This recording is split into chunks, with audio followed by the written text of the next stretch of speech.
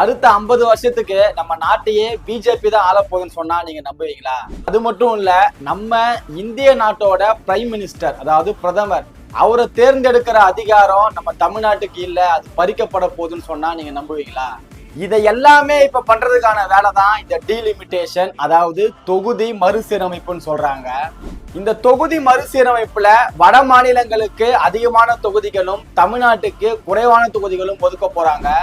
இப்போ நம்ம கிட்ட இருக்க தொகுதிகள் 39. இதுல இருந்து மேக்சிமம் 10ல இருந்து 15 தொகுதிகள் தமிழ்நாட்டுக்கு அதிகமா கிடைக்கும். ஆனா வட மாநிலங்களுக்கு அப்படியே டபுள் ஆகும். இதனால என்ன பிரச்சனைன்னு கேட்டீங்கன்னா, வட மாநிலங்கள் மட்டுமே முடிவெடுத்து ஒரு பிரைம் மினிஸ்டரை உருவாக்க முடியும்.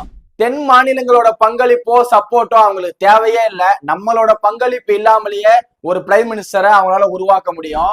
இந்திய நாட்டை பொறுத்த வரைக்கும் ஒட்டுமொத்த ஸ்டேட்டும் சேர்ந்து ஒட்டுமொத்த மக்களும் சேர்ந்து தான் ஒரு பிஎம் உருவாக்கணும். ஆனா நம்ம நாட்டுக்கு நடக்க போற அநீதியை பாருங்க.